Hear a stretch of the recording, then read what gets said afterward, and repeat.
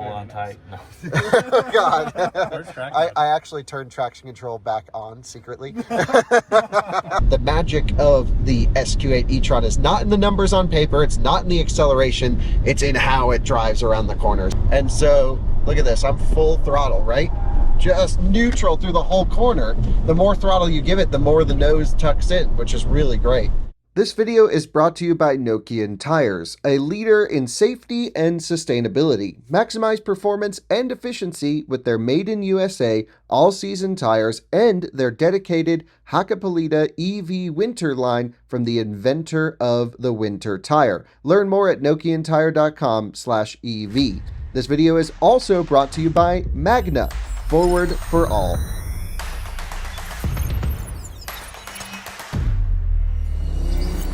And welcome to another Out of Spec Reviews video. You join me in Santa Monica, California with another Audi e-tron. This isn't just any e-tron, this is the new SQ8 e-tron. So we've already tested and done all the things with the Q8 e-tron. Now we have the spicy version, the SQ8 e-tron. I'll leave a video linked below. I've already driven the previous generation e-tron S. I'll explain all the naming stuff to you in a moment. And this basically takes that same awesome tri-motor 500 horsepower drivetrain and puts it with all of the other upgrades that the Q8 gets. Really looks amazing. Loving the spec on this particular one. We have so much to get into. The whole team is with me, Coleton, Francie, and Jordan, the team that we brought here to cover the LA Auto Show. So it's going to be a team review of the new Audi SQ8 e-tron. Let's get into it.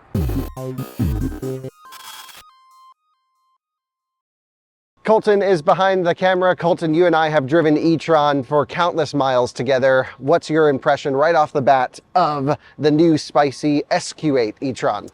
Yeah, looks truly incredible here. I mean, in all honesty, doesn't look that much different, but nice refinements going on here for sure. That was the thing. Whenever you spot an e-tron S, the previous generation, on the road and you follow it and you go, it's just a bit wider, just a bit more stancy boy. And like, I'm always like, oh, it's so cool. And when you spec them with the 22-inch wheels, yeah, it kills range, but damn, do they look great.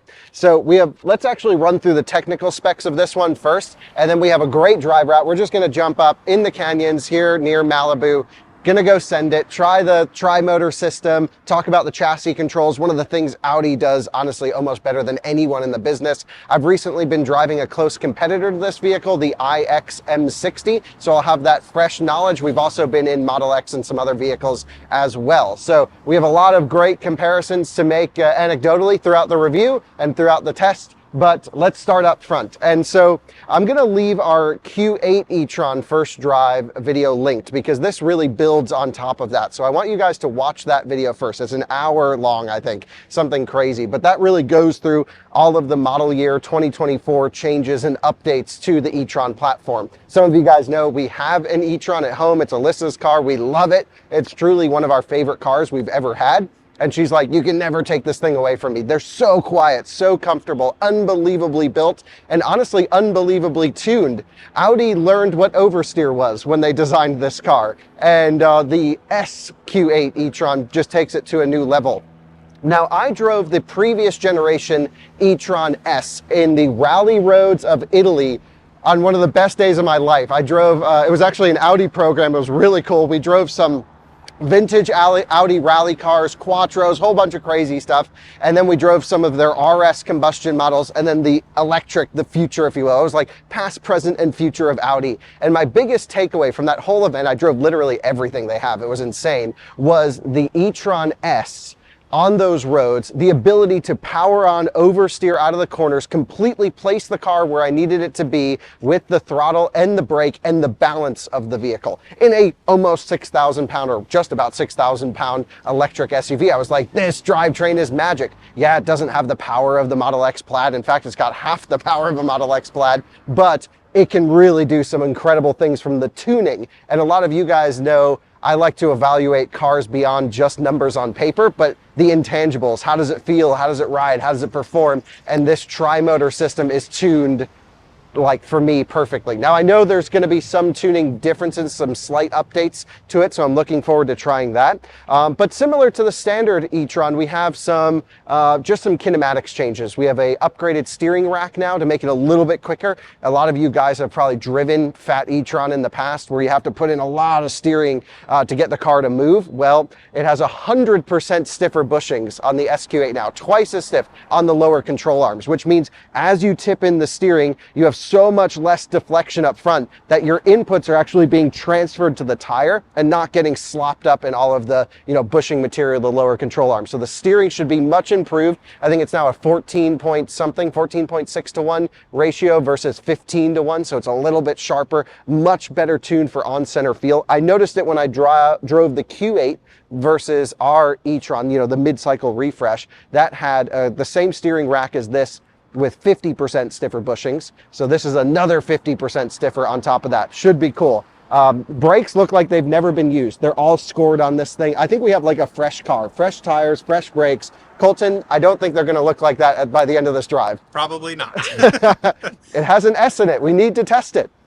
Of course, the body, the body in white, essentially, the chassis is unchanged. We have a 106 kilowatt hour usable battery pack, which is up from the 86.5 kilowatt hour usable from the pre-refresh. And that is needed because this car is currently charged to 98% state of charge. And guess how much range it's predicting? Do you know? I think it was 197 I saw on the dash. 197, 198. And we're in beautiful sunny California. Now, granted, journalists have been driving it. It doesn't look like very hard according to the brakes and tire situation. So, I think with the 22-inch wheels, this thing is like a 216, was it? I think it was 218. 218, under 220 miles of EPA rated range, which the nice thing with Audis is when it says the range, you can pretty much achieve that at 70 miles an hour on the highway. The Q8 actually beat its EPA range on the highway, which is great. We're noticing that from the Germans in their testing. They do a little bit better than they say. But this is a $96,000 car that only has 218 miles of range. So it's got a lot to make up for, to be totally honest. And we've also seen how these things hold their value in the secondhand market. So typically I don't recommend leasing, but Coleton, a lease might make sense. Yeah, definitely. During the Audi presentations today, they told us about 20 times that this comes with free unlimited Electrify America DC fast charging, which I was like, why? You charge at home? Yeah. I mean, whatever, sure, okay. So you, at least because it's so inefficient, Audi learned the word efficiency and then decided to ignore it. And that's the e-tron, the fat e-tron for you. So at least you get free charging. So that's good if you want it. And of course you'll use it for road trips and stuff, which is totally fine. This one is spec'd with the charging package. So it has a 19.2 kilowatt onboard charger. You can tell if you're, oh, this one's actually, it's turned on, so the charge port won't open. I may as well open it up. So it is J1772 and CCS. The driver side front has the CCS port here. In the Q4 e-tron, it's in the passenger rear, and in the e-tron GT, it's in the front right, which basically tells me Audi has no idea what they want to do with electrification. I actually want to do a whole video on how every Audi model is on a different platform. You have MLB, you have PPE, you have J1, and I'm missing one, MEB, of course, with Q4. So like every model has a completely different strategy. So my worry with the Audi brand is, what does an electric car mean to Audi? And how is that supposed to drive? And every car has different control logic and different feeling. And so this to me is actually probably the closest representation of how an Audi should drive that's electric. This was it's essentially a combustion car underneath it originally, adapted to electric years ago. They did an incredible job. They way overbuilt this thing. It's so quiet. It's got all the great stuff. And Audi did this. This was an Audi project. And to me, I'm like, I love it because they focused on the braking, they focused on the chassis dynamics, but also a lot of comfort and a lot of noise performance. The Q4 is really just a nice ID4. The e-tron GT is a Taycan that's turned down a little bit. This is the only true Audi electric car in the market right now, until of course Q6 e-tron comes out, and that's a joint partnership between Porsche and Audi on the premium platform electric. So I've always had a soft spot in my heart for the fat e-tron because I'm like, yeah, the range has never been great, but the charging has been the best. I mean, we love our car because, yeah, we have to stop and charge, sure, but we can charge it up to 80, 90, 95% at a DC charger, and it doesn't take much time at all. It holds its peak power for a really long time.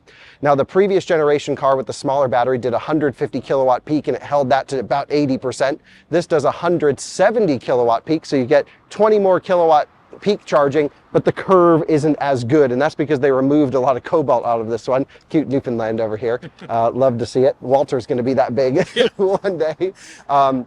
So they took a lot of cobalt out of this one, which means I'm curious about how the cold weather charging performance is going to be.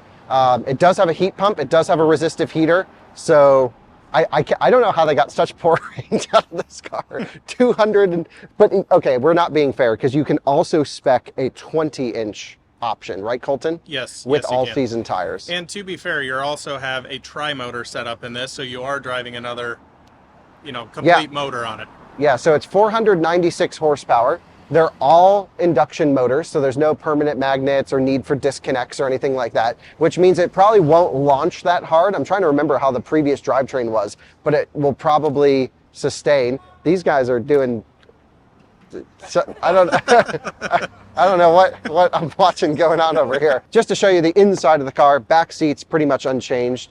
This is pretty much, we should look at the spec on this one. There's a sheet in there. I don't think this is a Prestige. I think it's a Premium Plus. It has the sport seat option, which we'll just let this US Foods truck come by. It does have soft close. It has the sport seat option, which I'm going to recommend against. Coleton, you seem to like these, but I just love the massaging multi-contour seats that are an option in this one. Yeah, I mean, I don't know. I would probably tend to agree. I just think these look better. Audi's leather, to me, as a detailer, is just like one of the best. I love their top leather. It is just, yeah, really sets a benchmark in that regard. Yeah, Audi quality and build and like fit and finish, like these are not actually meant to be press cars. These are cars that were, going to be sold used to people, of course. These are like executive demos, but it's not like they built out a press fleet with these. So these will be sold right away. We're actually really cool of Audi to say, hey, we have these cars just for like a couple days, come take one, because we're not going to put them in the press fleet. So just take it, drive it, and then that's kind of, until one of our viewers gets one, the last opportunity for us to film it. So I don't need to go through the Q8, everything like that. We've done enough videos on it. It's the same battery. It's roughly the same suspension with different tuning, stiffer sway bars. It's got 3 motors, and we're going to go send it. So let's go have some fun driving the SQ8 e-tron in the canyons. Welcome to the inside of the Audi SQ8 e-tron. You join me with Francie, Coleton, and Jordan. Hello. And yeah, it'd be great to have all 3 of you drive the car throughout the experience today. I'll start us off, get us in the canyons, set the mood for everything. The most important thing is we've done so much driving with e-tron normally, but we have to make sure they have not messed up the comfort. So let's start in comfort mode, cruise around the city, see how it feels, and then we will go. Pebbled steering wheel with the take the second S-line situation. I'm not sure. Take the second left. Uh-oh, we gotta turn this lady off. Voice guidance off. Thank you. Have my head-up display here working great. And, let's just make sure it's still comfortable. Coleton, you can give us a good backseat review, right? Yeah, backseat's great. Plenty of headroom back here. I mean, decent legroom for me, and the seat's not even all the way forward, so I'm 6 foot tall, very overweight, and fit perfectly. Very good. I have plenty of headroom. We're good. I can already tell you the sport seats are pretty sporty up here, actually, considering this is a luxury SUV. Francie, you had the spec sheet for this one, right? It was just around somewhere? Sure do. Okay, tell us the price on this one. The price as tested is $102,000 and $102,940,000. Try again. Where? $102,940. That's what I said. You said it was $102,940,000. 103 nears makes no difference. 102,940. Yeah, Jordan, I think you have the best way to describe that one. All right, we got just like zombie apocalypse going on here in Santa Monica. I don't know what's going on. We had a dude lay down in the middle of the road. They had to send all the police over. It's been crazy here. So, all right, color spec, everything. Walk us All through the right. options on this. So this is 2020. You already said this in the tour, but 2024 SQ8 e-tron Prestige. We've got the ultra blue metallic exterior color. The interior color is the black with the rock gray stitch. Looks nice. Standard features: 20-inch 5V-spoke S design wheels with all-season tires. 22s, right? It says 20. Oh, that must be standard. Yeah, you're Gotcha. reading standard Yeah. features. How about optional ones? We got 22. We got the Prestige models. Optional equipment. There we go, 22s. Oh. 3,500 bucks. Worth it. Yes. Kill your range, but you don't buy one of these without the 22s. And a square setup, too. 285 285, 35, 22. front and rear with a pretty aggressive EV adapted hand-cooked tire. Yep. This has the high gloss black package. Yeah, not the way to do it. No, I love the high gloss black. Yes. Have you seen Kyle's e-tron? It is full high gloss black. We have a driver state estimation of low to high fatigue. You're not even on low. I'm not Yeah, where are you in that? It doesn't say. Amped. Yeah, that's right.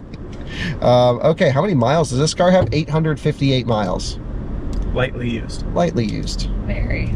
All right, so off we go then, and we're just going to cruise around. I would say, at least in the city here, I can't tell any difference between a normal e-tron and not, other than the steering wheel being a little bit firmer, which I much prefer, sort of a non-padded wheel. I don't like the pebbled stuff. That's just my personal preference, but they have a little bit of a notch cut out so you can, I don't know, just like extra grip points in the wheel. Yeah, feels great in the hand. All the touch point controls I expect. I'm used to e-tron. I love the interface, everything like this. It just does what I need it to do. But maybe briefly we can just talk about Audi's market position for this car before we showcase its magic, because I think as soon as we drive it hard, we're going to be jaded with the torque vectoring and the suspension calibration, which we know is going to be great because I've driven the previous generation of this car. But Coleton, Model X Plaid costs how much? 80 grand? No, Yeah. 90 grand. Yeah. I think it's 90. I mean, obviously, of course, depends on options, but somewhere in that 90 range, they've come down in price so much. So this, as tested, is $10,000 more than a Plaid. Yeah. And I'm just going to floor it really quick because I already know it's not going to be that exciting. Wait, I'll hit boost. Yeah, not that fast, is it? No. That's the thing. It's like even the iX M60 and even like R1S, all of these electric SUVs that have some sporting cred have so much more power than 496. It's like they put 3 motors in this thing and it makes as much power as one of Lucid's motors. Yeah. Let's just slow down a lot. I'm just going to nail it one last time because this car is not about the power. It's fine. What do you think, Jordan? As much as you need, yeah. But when you compare it to all the other ones, then it starts falling apart a little bit. Yeah, if you review this car in a vacuum, totally fine. Taycan Turbo, should we be nice? Because you got a good spec. What's that color? Probably chalk. Chalk, yeah. It looks great. Anodized wheels. Very nice. Pitt USA license plate. So, okay, you have iX M60, which is pretty much the same price, that has significantly more range. The iX M60 did 330 miles on one charge in our 70 mile per hour range test. This is predicting 190 at 95%. E-tron life. Yeah, that is the thing. e-tron life is inefficiency life. And for people like me, it doesn't matter, but it's hard to recommend the car Sure. with such poor efficiency. What else, Jordan, is in that category? Those are the 3 that come to mind. Plaid, iX M60, this one, EQE53 AMG. Yeah, Mercedes offering, I mean, eventually Lucid Gravity, but who knows when that's really coming. But this, yeah, it's fine. Yeah. It's its own category, and I think the Canyons is where it'll actually thrive a little bit. Like, you drove the X quite a bit in the Canyons. What was your impression compared to the other ones? Yeah, you mean the Model X? Model X, yep. Not so good. Not a great Canyon car, No. but the Model X Plaid's the straight line speed demon, I guess. Absolutely. Whereas this won't be the straight line speed, but all the things they talked about in the presentation were Canyon specific. Right, exactly. That's the thing with the e-tron, is it loses on paper. That's my point. When you look at this car and you're cross-shopping it against everything else, you go, ooh, why would you buy that? Especially knowing the used values of e-trons are 30 grand now for an e-tron Prestige from 2019, 2020, 30, 35 grand. It's a tough sell to be like, oh, I'm gonna go spend up for a brand new SQ8. I think there's gonna have to be some pretty aggressive lease deals on these things. But ultimately, I think there's also a small enthusiast base that would only kind of look at this car, and that actually includes me, because I value a car that is tuned really well more than a car that is sort of just numbers on paper for the sake of being good in one category. I really like a good all-rounder, from being comfortable, quiet, great in the corners, and of course with a really special drivetrain like this, that can make all the difference. So I think anyone driving an SQ8, we can pretty much be sure, is going to be an enthusiast, because why else would they buy this car? Do we agree? Yeah, definitely. Francie, any thoughts before we end this clip? No, I agree. Thank you very much. Stated. Okay, let's get up in the canyons and have some fun. We're just at the base of the canyons and she made us stop. For a cold coconut. How could you not? We're in California. Okay, that's a California thing? Tropical. Why is it so hairy? Haven't you seen a coconut before? Okay, let's end this clip. Let's go rip it in the canyons. You better hold on to that coconut, all right? All right. Well, we're going to start with a little performance evaluation. So I'm going to back the ESP off one. We're in dynamic mode. Let's start with a full launch. Left foot hard on the brake, flooring it with the right.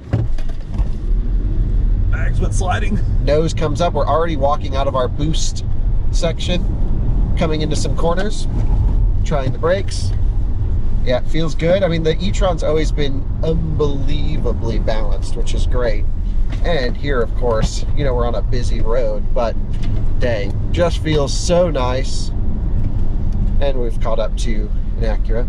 The brakes still need to be bed in a little bit, but one thing we were talking about before we get into really the performance evaluation was, I don't think Audi's given up too much on comfort on this car. I think if you're worried about getting the SQ8 because you think it'll ruin your day-to-day driving, I actually don't think that's much of a consideration. Yeah, there's slightly more road noise in here, but just slightly. It's totally acceptable, and even better than most other electric vehicles on the market. It's still, I would say, almost class leading in terms of noise performance for the category, right up there with iX.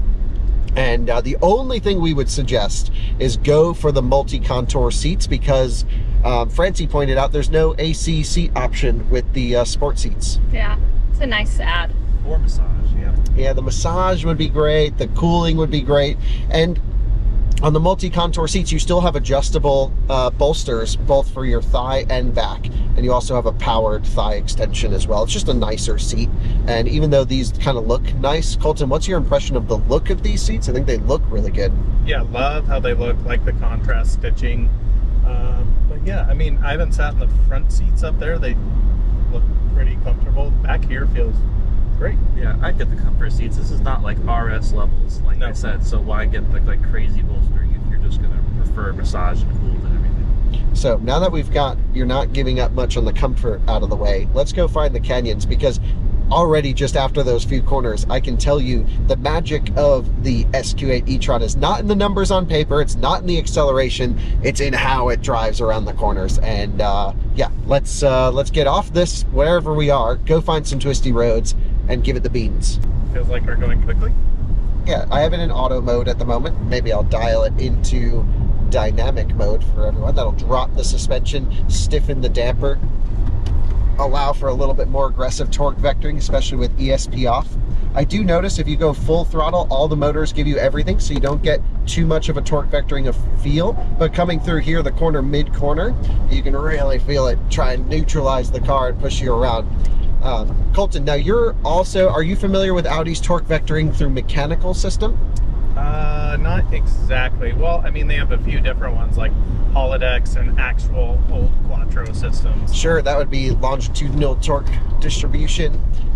So Magna actually makes the mechanical rear diff for like the RS3, and that's a pretty cool system. The Golf R has it as well. Drift mode. Right, they do have a drift mode, and so Look at this, I'm full throttle, right? Just neutral through the whole corner. The more throttle you give it, the more the nose tucks in, which is really great. So with a mechanical system, you can mechanically overdrive the outside wheel through a limited slip differential. This can't go beyond the maximum output of the motor. There's a peak output that it can go to, and then you kind of max out. The Rivian system works this way, the Polestar 1 system works this way, my Model S works this way, and each brand has a little bit of a different tuning approach to the torque vectoring system. The front axle is actually managed by braking, so as I'm turning left, it's actually pulling a little bit on the brakes on the inside and pushing me with the rear outside tire, which is kind of cool.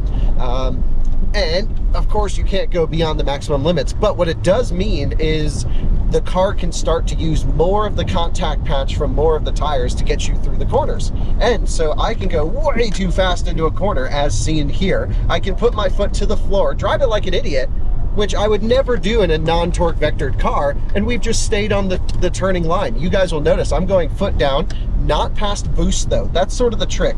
If you go past the kick down switch in this car, you kind of lose the torque vectoring effect because all the motors give you everything. So in dynamic mode, the way the e-tron works is if you go to the kick down switch, you get the 80%, 90% of power, and then there's a little switch at the bottom that gives you everything. To get the most torque vectoring effect, just go to the kick down switch, and then there's a little bit of overhead in the motors to push a little bit harder on the outside, which I think helps quite a bit. So that's the torque vectoring explained. Should we launch it after ripping it, see if it feels slower? Yeah. Okay, 3, 2, 1.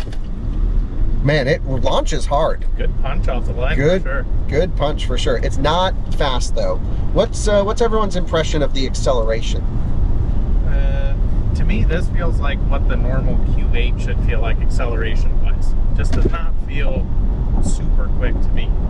Just feels fast. It gets firm in sport mode, doesn't it? In dynamics mode. Porpoising effect back here for sure. Yeah, that's an e-tron thing. The e-tron torque in the rear. It's better than the pre-refresh though. The pre-refresh cars were bouncing all over the back end. Jordan, you're a car reviewer. Yeah, it just feels a little fat. I don't know. Which is fine. On one hand, it's like you're pushing over 6,000 pounds around the canyons and you're having a blast.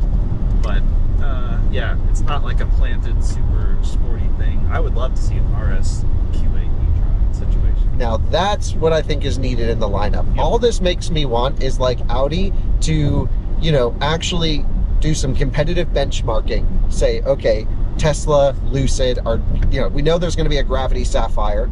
We know that there's going to be, well, there is a Model X Plaid without track mode, but hopefully we'll get track mode at some point. Then I'll drive it.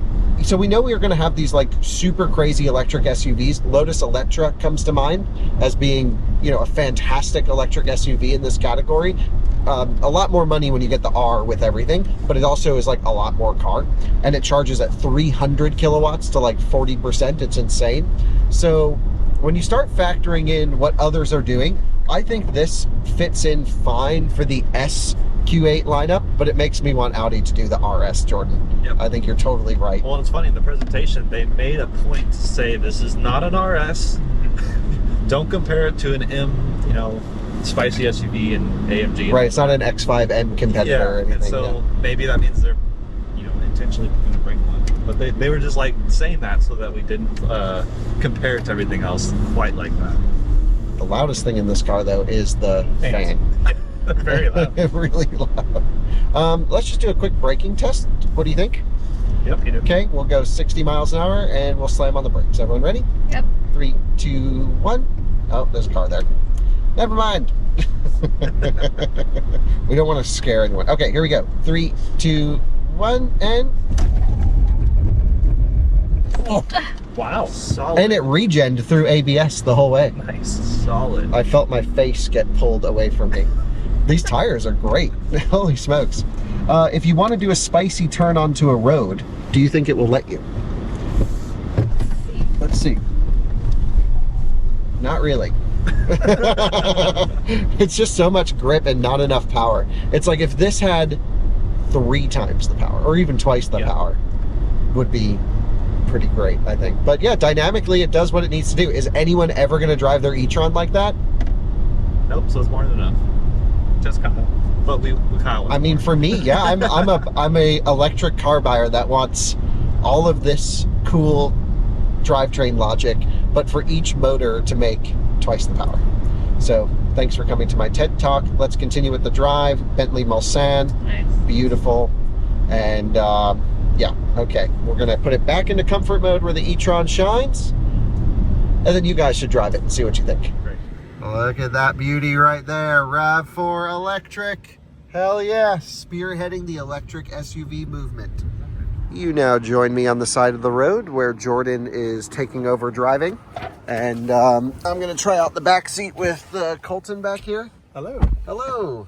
And welcome. Soft closed doors. Very nice. Hold on tight. No. Oh, God. Where's traction? I actually turned traction control back on secretly as I was getting out. Okay, so yeah, we're gonna just go rip some canyons with Jordan, and then cool, let's do it. Jordan, it's a good thing we're at the top of the hill because we're gonna need to regen. Yeah. You have range anxiety yet? Yeah, e-tron S in canyons will give you range anxiety. No, I actually don't have range anxiety. I have charging anxiety. But no, beautiful up here. What is your impression of the driving performance of the SQ8 e-tron? Not to be confused with the e-tron S. Yeah, or the Q8 e-tron. I mean, it's great. It's comfortable. I don't love, the weird material right here on the steering wheel. I just wish it was smooth. And you're right about the seats. These are not super comfortable. I do have like sort of back problems, and I just rather have massaged right now. Yeah, I'm not in a rush anyways. Like, this can't do the RS stuff in the canyon, so just give me a nice, comfortable place to sit, and I'll take my time. Jesus Christ, Jordan. How's your coconut holding up? Perfectly. She didn't even need the coconut. She made the point the coconut is spill-proof, but even with boost, I can't get it to spill. That's true. Don't try. Don't try. Don't try. So when I packed the car, the drone was there. My bag and my camera were over there. I don't really think there's much to say about this. What's your verdict? Yeah, it's good. Too expensive. Good, too expensive. Buy used one. It feels like it should have came out 5 years ago, and it like kind of did when the e-tron S launched, Yep. which was in 2021. So that's 3 years ago. Francie, your impression? I think it feels nice, but yeah, I mean, we already talked about how it doesn't really launch, but again, not everyone needs the giant launch feature. I think it's pretty cool, but again, yeah, really expensive. So I don't know. It's fine. About what they said. I really like it. In the vacuum, I love it, but it's hard with the competition. But I think it looks great. I think Audi's styling is very safe. It hasn't needed to change its styling in the past 6 years because it looked good 6 years ago. So it's fine.